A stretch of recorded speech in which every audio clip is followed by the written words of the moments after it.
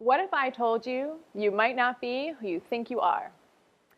What if I told you that your very perception or idea of who you are has been weaved into your mind over time? What if you don't agree with what your mind has to tell you? I've always had an inquiring mind. I've always questioned everything. I felt the need to get to the bottom of everything and never took anything at face value. This ever-curious personality would one day save my life. Let me tell you who I am. Hi, I'm Danna. I'm a hypnotherapist specializing in trauma and chronic illness. I also do a lot of public speaking about the Holocaust, as I'm a third-generation descendant, about trauma, and my favorite topic to speak about, the subconscious mind and how it works, because holy moly, it's fascinating.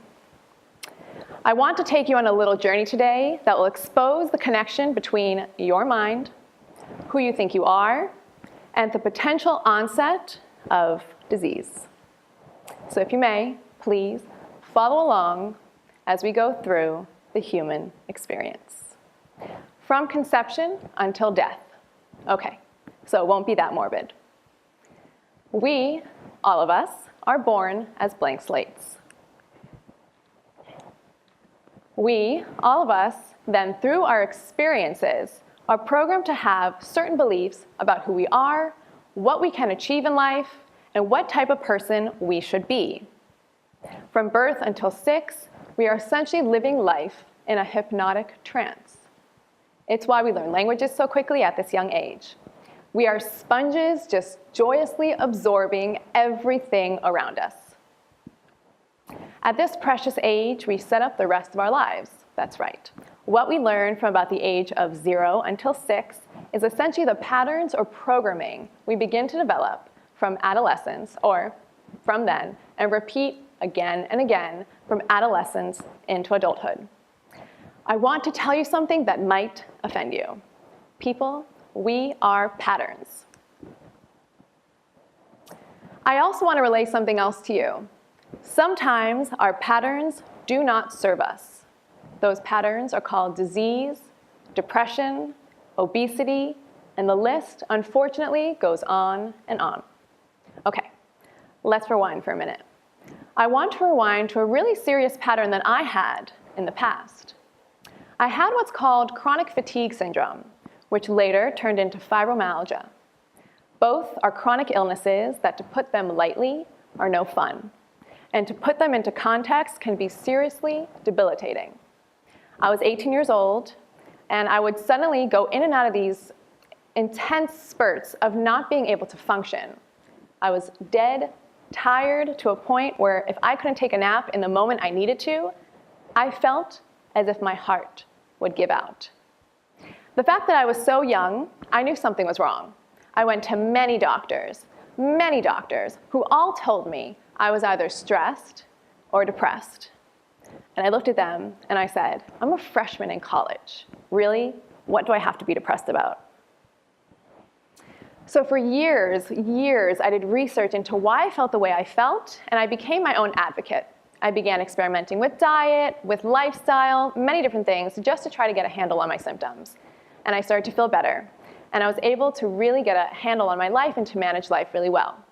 And when I finally had a big handle on my health, I got severely knocked down again.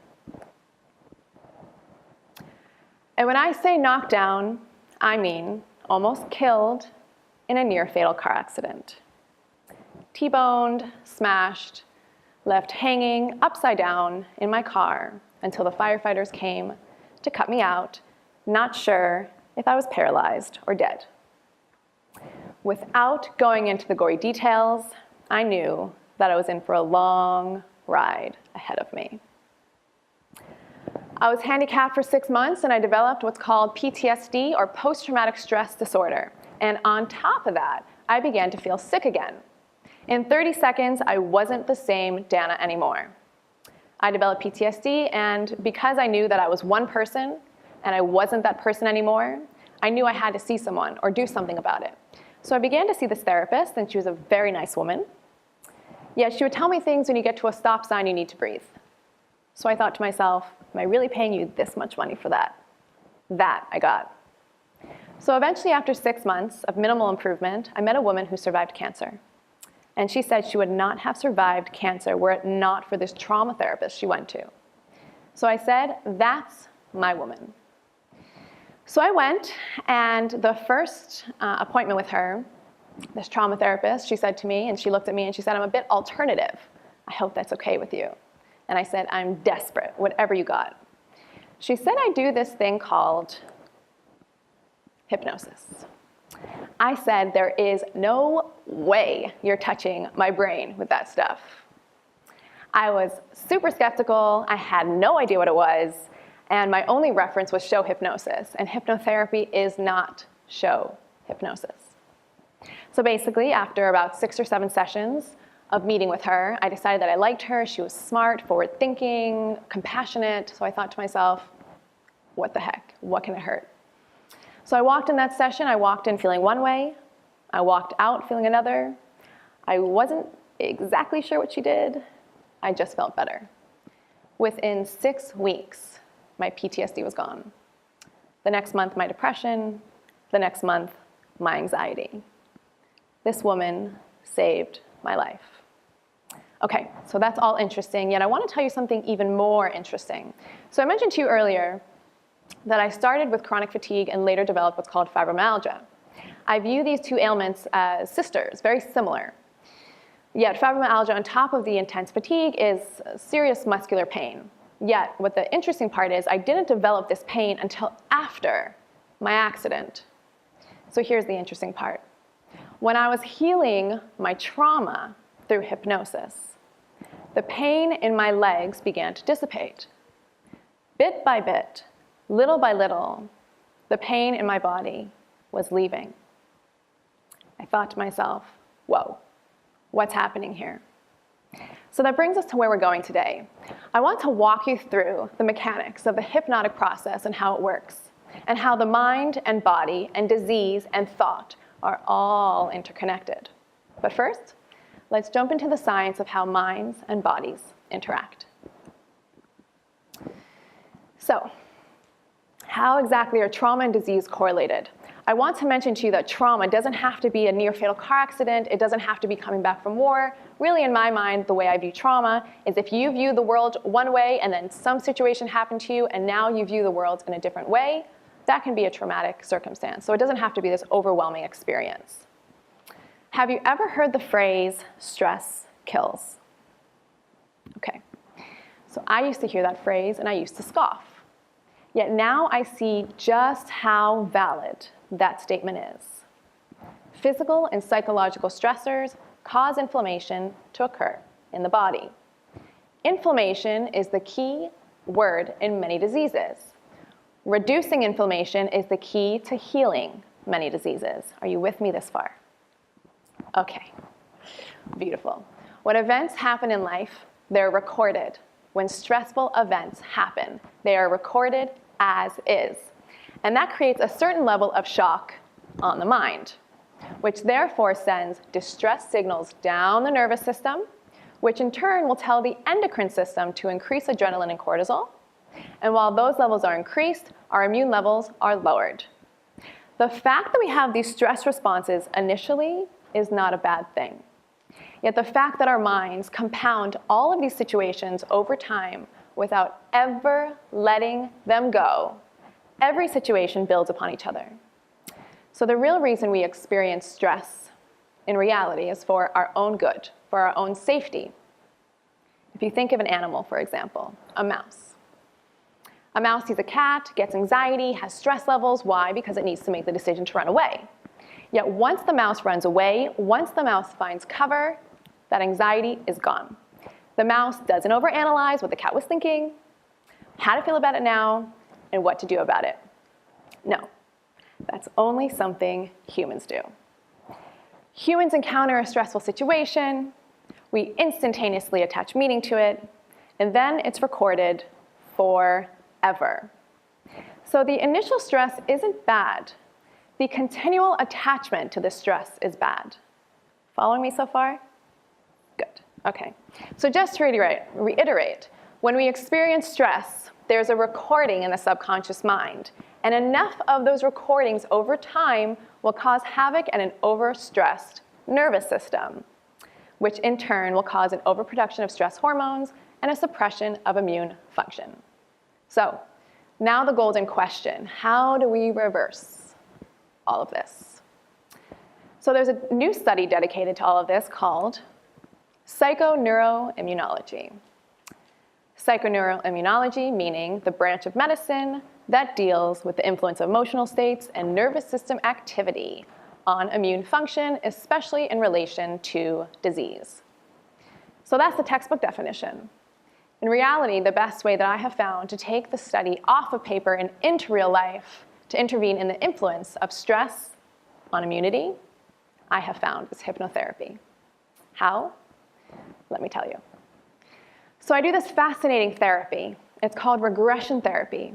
Essentially what this means is I take my clients to the first time, the very first initial time that a stressful event or events caused the ailment at hand. For example, let's say we're working with depression. I'll guide a client through a visualization, through their mind, through their subconscious mind. It's very cool. And then through this visualization, I'll say something like this: we're going to go to the very first time you had emotions around depression. And so what happens in the subconscious mind then links up with the specific memories that are tied to that specific ailment. So it goes something like this. A client would describe something that happened when they're 2 years old, let's say. I was 2, my parents were fighting, I felt very upset, confused, responsible for my parents, et cetera, et cetera. So then I start asking them questions like this. In that moment, how did you need to feel as a 2-year-old? And then they would respond something to the effect of, I needed to feel like a baby, like a 2-year-old, comforted, et cetera. So at this point, I would then direct them to feel as if in that memory, they were filling their body as the 2-year-old with the resources that he or she needed in that moment. In that moment, there is healing. You cannot change what has happened to you in the past. Instead, you are changing the mind's perception and the weight of the heavy feelings that the past memory holds. Then after resolving that memory, we would then proceed through other memories in a similar fashion. So what exactly is this doing? It is completely allowing the subconscious mind to cope with things it never got to cope with in the past. This reduces the recorded stress that we've carried around our whole lives. When the subconscious mind heals, it allows the nervous system to relax. When the nervous system relaxes, there are less erratic signals.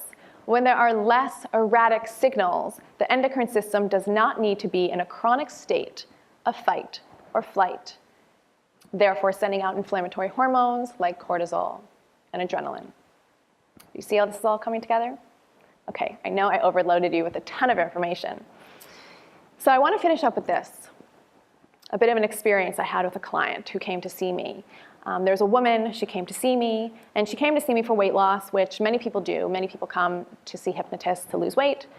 And I asked her, what's the issue? No motivation to get to the gym, you don't have a taste for healthy foods, what's going on? So she said, no, I have motivation to get to the gym, yet every time I go, I get into more pain. So I asked, why are you in pain? She said, I have this thing called fibromyalgia. Are you familiar? I said, oh, am I familiar? So I said to her, let's start from the inside out. Instead of working on your motivation to get to the gym, we should work on your fibromyalgia pain first. I asked her, where do you feel most of it right now? She said, in her neck. I said, okay, let's go for it. We did a regression session around the pain in her neck. And the memory that came up was of a time she was 12 years old. Her and her brother got in a fight. He pushed her down the stairs, and she essentially got a stiff neck for a few weeks, and then it went away. 10 years later, it came back, and she told me for 20 years she couldn't move her neck. We resolved that trauma, the trauma surrounding that memory, and a few others. When we finished, she came up out of hypnosis and she went like this. For the first time in 20 years, she moved her neck. My mouth dropped, and so did hers. We carry our lives with us not only in our minds, yet all over our body. Our bodies and minds are intrinsically connected. There's so much more detail I can go to on this topic, yet really this is the takeaway I want to give to you today. The mind and body are resilient and have the innate ability to heal themselves, yet sometimes they just need a bit of guidance. My wish for you is to be informed and to know that there are resources out there to help you feel like the best you. I was told time and time again that I would be sick or have PTSD forever. I was told by many doctors that I'd have to be on high-level antidepressants, that there was no hope for me. This was the pathway of my life. Yet, in reality, I knew and I was determined with every ounce of my being to get back to who I knew I was, that girl that existed somewhere deep down inside me. And now I speak about chronic illness and PTSD in the past. Behind me, no longer part of me. If there's someone you know who doesn't feel good, please tell them that there is hope. If you can heal your mind, you can heal your life. So here's to you, your healthy mind and body, and here's to never giving up the fight for your vitality. Thank you very much.